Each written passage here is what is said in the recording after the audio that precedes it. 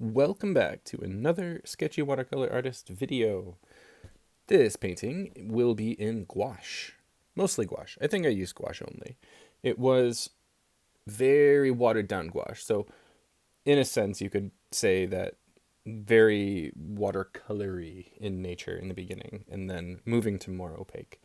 So, this is a painting of Hermione Granger from Harry Potter. So, the dork in me comes out, but I picked it because I loved the lighting effect in the photo, and I wanted to capture that myself. And it's cool because you put something in a sketchbook, say. I'm not like selling someone else's photo as artwork, but stick it in a notebook of your own, and then you have that reference to look back on and say, use it yourself in something original to achieve a particular lighting effect in a scene, or just building up your own internal library of lighting effects, color and value relationships, things that strike you personally as interesting, and then you can carry that on in a small form and then refer back to it. It's really helpful. There's a lot of artists I've seen that will just go out and paint like swatches of scenes that they like and maintain basically a dictionary of color relationships that they've seen in nature firsthand. And then you can take that back to the studio and just basically draw from the swatches you've made in person so that you're not referring to a photo. And there's a level of deeper interaction that you get doing it that way. Anyhow, this painting, I did a underdrawing in pencil and then went over it very loosely, very, very watery in gouache. Um, and you'll see partway through, it's already showing, but really messed up the face. But the cool thing about gouache, and I really pushed this ability of gouache, uh, is to basically completely erase back to the paper what you've done. And I did that here. I I thought I understood the colors I was shooting for, and they turned out not to be correct at all. And so I dampened the whole area and then paper toweled it off. I do believe I cut that out. However, that was the process.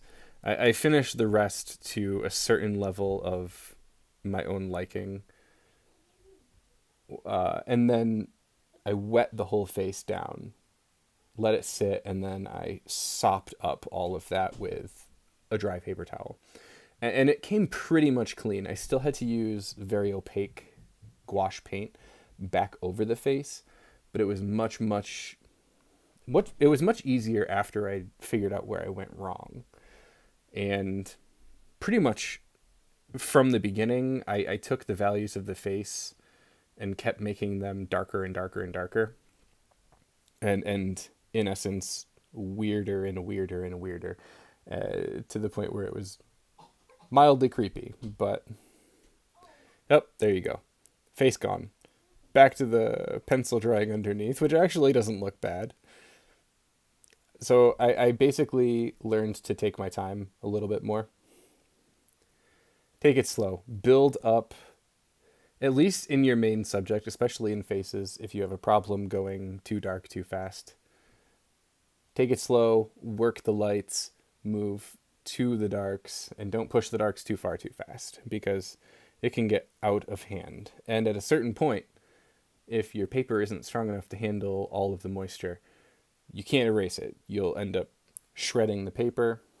This is awesome paper, though. It's pretty heavy duty pentalic watercolor paper. I believe it's 300 GSM weight.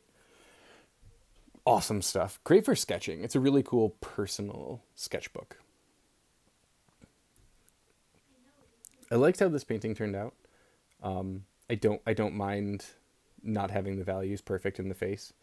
The only thing I did notice is by the time I finished, I did way too over darken the hair shadow that falls across the face. but it does. I didn't go back and fix it. So you can continue to go back and work over gouache pretty much as you want. Just work over it with more and more opaque paint, or, try and pull some of it up and then work over it in a value you prefer. I didn't fix this because there's something about it's definitely not correct to the photo reference, but there's still something I like about it, and so I kept it. And what I like about it is there's somewhat of an extreme level of drama that happens in the contrast, which I didn't want to take away. I kind of like it, even though it's not really correct, but it has this effect to me of kind of like a horror film, which, I don't know, that might not be necessarily what Harry Potter is going for, but there's like an element of the old vampire movies shot in black and white, where the scariest part of it is everything's in shadow except for these like one or two points of brilliant blinding light, and it's like, oh, it's Dracula. Anyway, I like that.